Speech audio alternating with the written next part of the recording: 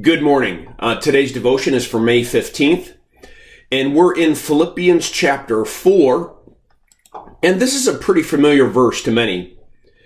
Let your gentleness be evident to all. The Lord is near. Do not be anxious about anything, but in everything, by prayer and petition with thanksgiving, present your requests to God. And I've titled this devotion, Do Not Be Anxious About Anything. And I know that that's a pretty challenging title, given the fact that we live in a society that is plagued with anxiety. But one of the things that I find interesting is that a few things. One, when I grew up, it seemed like anxiety was in a certain age group, a certain group of people who were adults who had to buy houses and raise kids, and there's a sense of anxiety in many of their lives. But today, it seems like anxiety is in every age group, that we have even children wrestling with anxiety and pressure and those kinds of things. And here we have Paul saying, do not be anxious about anything.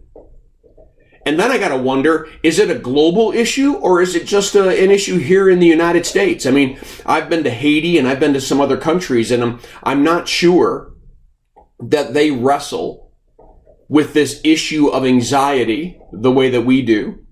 And I think it's because there is a spiritual side of all of this that we have to consider.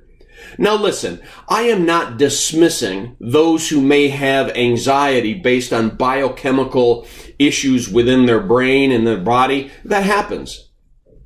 But that's not what we all have. What happens is we begin to get anxious because we begin to fear the unknown. And we've got so many things that we feel responsible for. We've got homes and children, and we live in a society and a community, and we got jobs, and before you know it, all of these responsibilities and all of these unknowns cause us to be anxious. And I simply want to point to two things that I think help when it comes to issues of anxiety. Number one is, know the Lord is near. It's right there in the verse. God's not far off. He's not away from your issues. He knows exactly what you're going through, and He's right there because He promises never to leave you and never forsake you. And I guess number two is the latter part of the verse. In everything, call upon Him, pray to Him, lay your petitions before Him, because He's not just a God who's near, He's a God who's active. He's a God who will jump into our lives. He'll intervene, and He will act on our behalf and on behalf of His kingdom.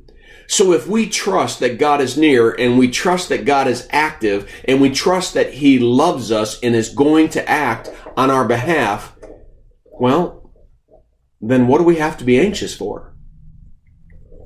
It's an interesting perspective that Paul provides us. A lot to be thought of. I encourage you to read the devotion that is attached, and I pray that this devotion is a blessing to you. Have a firmly rooted day.